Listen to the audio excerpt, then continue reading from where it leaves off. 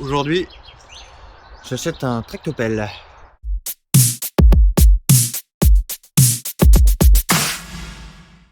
Ce matin, il est 7h30, je viens de faire 1 heure de route. Il est très tôt, mais voilà. En fait, je suis déjà venu le voir. C'est la 3e fois que je viens. Je suis venu le voir, je suis venu le préparer pour le mettre en place là. Et donc pour mon chantier, je vais préparer il me faut un nouvel outil. Puis j'en rêvais d'un depuis que je suis gosse. Alors bon, j'en ai l'utile agréable.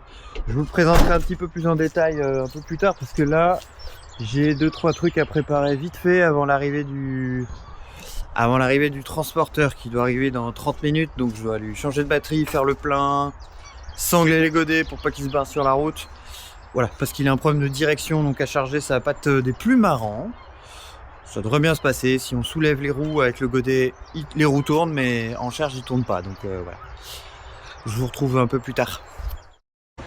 Boum, là le camion. Il va se placer, puis on va charger la bestiole. Et c'est parti.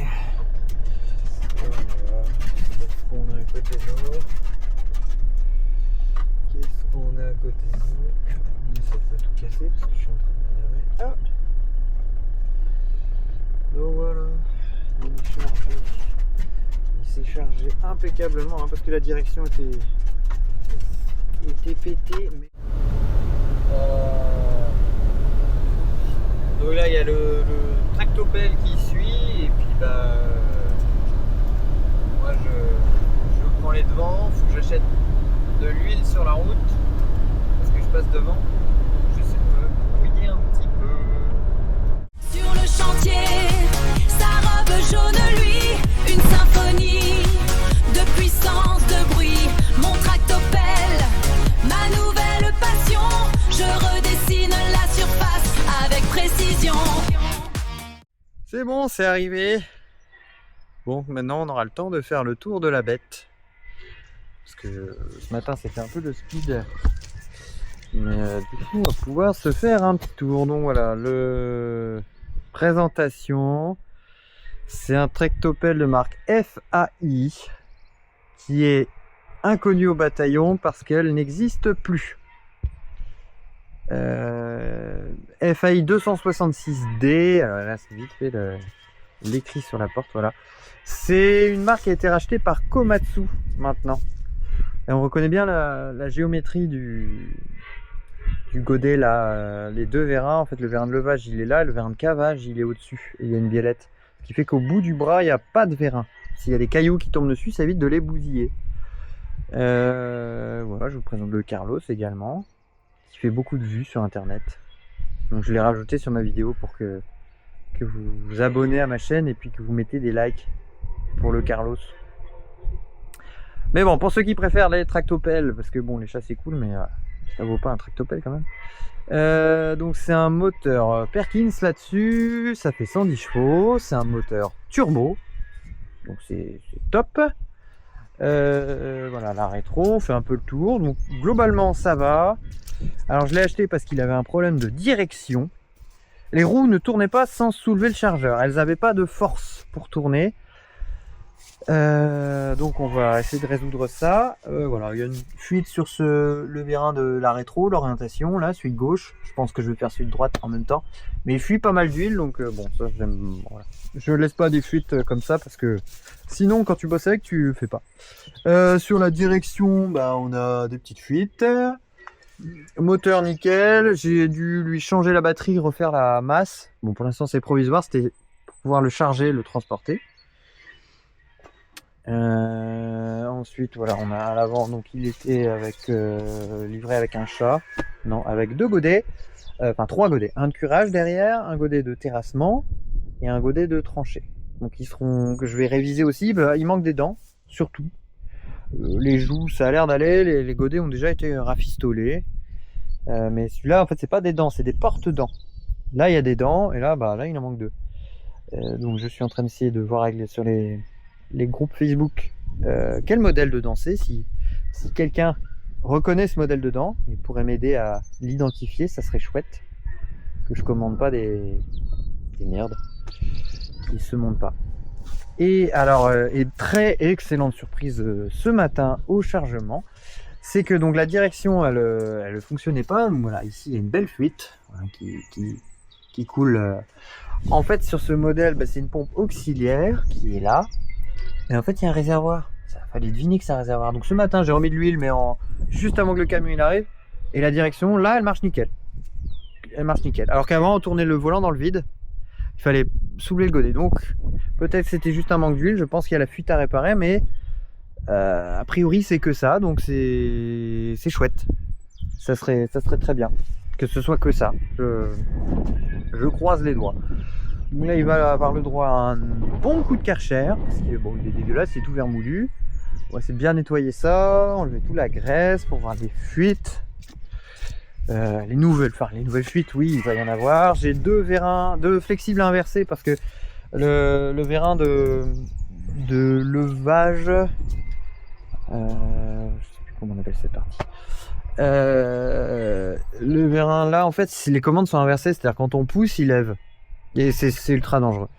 Donc ici, j'ai ces deux flexibles à inverser, celui d'en haut en bas et puis on voit que le distributeur a déjà été traficouillé. Bon, ça me plaît moyen parce que ça coûte cher. Un distributeur là-dessus, c'est le prix du tracto. Puis je vois que j'ai un peu d'huile hydraulique ici, donc probablement qu'il y a le flexible, j'imagine celui du bas, qui suinte. Donc quand ça suinte, je change parce que c'est un couesse qui nous explose dans la tronche et là on n'est pas content. Et si en plus on a laissé le bras dans une position pas top, des fois tu peux plus relever parce que il y a plus de pression, etc. L'intérieur de la cabine, donc le magnifique siège, voilà les portes qui ne tiennent pas ouvertes, le magnifique siège du FAI, voilà le poste de commande dans son jus dégueulasse, plein de poussière, voilà, il y a des trappes, des trous, il y a plein de croûtes, donc on va commencer par le vider. Et donc le siège se retourne hein, et on a nos commandes de rétro. Donc on a plusieurs trucs, on a la donc celle-là fonctionne, mais par exemple ça je pense que c'est le verrouillage du bras, mais je l'ai pas testé. Ça permet de décaler, donc tout le bras il est à gauche du tractopelle, inversé côté conducteur, et on peut déverrouiller le bras et pousser avec la rétro pour glisser, en fait slider le bras de l'autre côté. On va voir si ça fonctionne.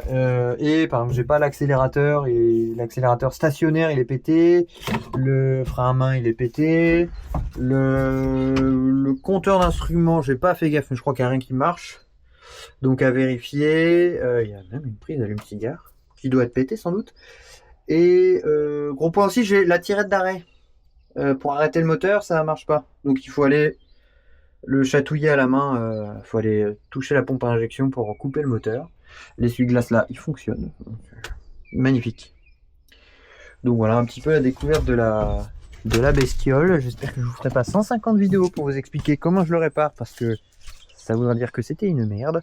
Là c'est nettoyage, on rafistole les points machin, la masse, je veux rajouter un coupe-circuit, une tirette d'arrêt. C'est de la base. L'échappement. Oui. L'échappement. Bon, il est fonctionnel dans l'état. Hein. Mais bon, les fuites, non. Pour moi, je considère que c'est pas fonctionnel. Mais ici, là, en fait, si vous voyez le turbo, la coquille est cassée. L'échappement était soudé dessus et comme il y a un porte-à-faux, ça a arraché. Là, c'est fissuré. Et donc je vais essayer moi de me ressouder là-dessus. Là, je sais pas trop ce que ça va donner sur une coquille de turbo. Bon, je suis pas le meilleur soudeur fonte.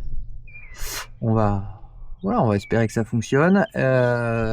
Et l'échappement sort au milieu du capot et moi je trouve ça chiant quand tu conduis. C'est comme si voilà sur la caméra vous filmiez voilà et en fait vous aviez tout le temps un truc comme ça devant vous. C'est pénible. Tandis que si je le mets juste là à ras, c'est moins chiant. Donc, l'échappement, il est en plein milieu. Je vais faire comme sur les tractos modernes. Hein. Il va sortir, il va passer là. Faut que j'évite le chargeur. Et j'aimerais bien le faire sortir ici, le long de la cabine. C'est ce qu'ils font tous. Comme ça. Et mettre deux silencieux. Parce que ça fait un boucan. Tu bosses une journée avec, tu gerbes tellement t'as mal au crâne. Voilà. Et puis après, réparer les portes. Pour qu'elles se claquent. Voilà, premier temps, et on verra peut-être un jour, je vous ferai la rouille. mais je suis presque sûr que non. Voilà, nettoyer la rétro, revoir les points de graissage, s'ils sont bons, s'ils ont été graissés. Si les graisseurs sont pétés, tu peux être sûr que personne n'a mis de la graisse. Là, je vois des graisseurs un peu partout. Donc voilà, un peu l'état, des raccords soudés. Bon. Mais donc voilà, pour l'instant, je suis très content. Je suis vraiment méga content parce que son gros problème, c'était la direction et que pour l'instant, elle fonctionne en remettant de l'huile. Donc, ce qui voudrait dire que ça serait juste une fuite dans le vérin de direction, ce qui serait chouette. Là, je vois une autre tâche quelque part sous le moteur. Donc voilà, si j'ai à vérifier. Ça serait bien que ce soit que ça, mais voilà. Bon, allez, Karcher. N'hésitez pas à me faire savoir en commentaire si il y a des choses qui vous intéressent sur le tractopelle, que je vous montre la réparation des vérins, par exemple, je suis en train de le faire. Je vais pas trafiquer exprès pour vous faire plaisir, mais est-ce que ça vous intéresse que je vous montre les réparations ou pas du tout? Et puis n'hésitez pas à liker la vidéo, c'est important, et à vous abonner si vous aimez ce que je fais. Ça m'aide à avoir du poids, tout simplement, à faire grossir la chaîne. Ça donne envie aussi, hein, c'est motivant de voir que ça plaît à du monde. Donc je suis pas trop fan de faire des appels comme ça, mais bon, mine de rien, c'est assez agréable. Donc ouais, laissez un commentaire sur ce que vous aimeriez voir. Ah, j'aimerais bien voir la réparation de ci, de là, de trucs. Déchaînez-vous. N'hésitez pas à en mettre plein. Voilà, l'algorithme il est content. C'est surtout ça. Et puis avec des idées, oui, pertinentes, pourquoi pas, des choses que vous souhaiteriez voir. Je peux pas tout vous montrer, mais ce que je choisirai dedans, ce que je peux vous proposer. Voilà, allez, on y retourne. J'ai pas filmé le nettoyage parce que bon, c'est pas très intéressant, mais je l'ai passé au Karcher partout. Comme ça, on peut voir qu'il est un petit peu plus propre, et surtout, je l'ai rentré dans la serre. Ne vous inquiétez pas, je vais mettre mon tracteur à l'abri, parce que je vais piquer sa place. Voilà, on voit un petit peu mieux les couleurs. Alors, on remarquait, avant, il était orange. Ça se voit sur le pont en dessous, dans le truc d'aile là, et il a été repeint en jaune. C'était le orange FAI, et il a été repeint, mais repeint pas top. Genre les gars, ils n'ont pas fait le moteur, voilà, ils ont fait l'extérieur, tu vois, là on voit c'est orange, et là c'est jaune. Bon, moi je préfère le orange FAI, mais il est bon. Voilà, tu vois, ils ont pas peint le devant, bon, des trucs comme ça, tu vois, tout l'intérieur. Comme ça on y voit un peu plus clair, c'est bien nettoyé, et j'ai fait il a fait son premier job. Est-ce qu'il faut pas déconner, il est là pour bosser, hein. J'avais creusé à la mini-pelle une fosse à vidange. Donc j'avais creusé un trou ici, là, et j'avais mis toute la terre là-bas pour à la base réparer le camping-car. Donc pour l'instant c'est... je comprends pas où est passée la terre, mais j'avoue qu'avec cet engin dans l'état, fignoler plus c'est compliqué. Donc je pense que je viendrai avec la mini-pelle pour fignoler. J'irai beaucoup plus vite, je me prendrai moins la tête pour curer, essayer de tasser, mais en vrai, faut le prendre en main. Donc ici, ça a été Carnage Land.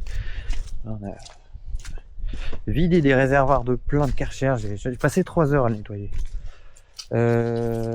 Donc après les premiers usages, différents trucs, il y a des petits points en plus forcément. Hein, donc bon, on a toujours... voilà, là on le voit bien, là ça fait une tache. Mais sur les deux, merde. Ah, parce que là j'ai mis dans une position où j'ai prévu de faire celui-là, mais je pourrais pas faire celui-là. Mais j'ai pas le choix parce qu'ici il faut qu'il rentre la porte. Bon, à réfléchir. La direction c'est super. La transmission, j'ai remis de l'huile à chaud parce que le niveau était pas encore bon. Parce que ça se fait à chaud, d'après l'intelligence artificielle. Et gros point à résoudre. En fait, j'ai remarqué, les commandes j'avais du mal. Alors il y a les commandes inversées, mais en fait, voilà, la commande fait ça.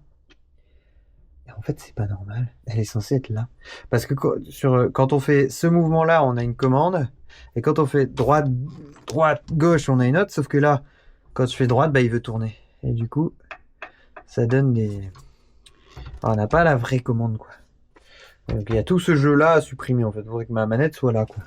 Si on voit bien, il y a deux points. Il y a celui-là, il est censé travailler comme ça. Et celui-là, beaucoup comme un levier de vitesse, quand on va droite à gauche, c'est censé appuyer sur celui-là. Voilà, avec ce principe-là. Et les deux, ils font ça. Et ben, en l'utilisant, ouais, ça peut dire des trucs étranges. J'aimerais bien remettre le compteur de... Bon, température, ce serait pas mal. Mais surtout, la jauge de carburant. Pour moi, c'est un des points essentiels parce que ça évite de désamorcer les moteurs. C'est après à remettre, une cata. C'est chiant. Enfin, sur mon tracteur, 2 fois je désamorçais, on bousille, enfin on force sur la batterie, on tire sur tout, etc. Et puis bah le verre de direction, toujours auquel je vais m'attaquer, et voilà. Mais sinon, non, c'est une chouette machine. C'est agréable, c'est un inverseur pour avancer. Je vous montrerai une fois comment il marche si vous voulez. Non, non, c'est top.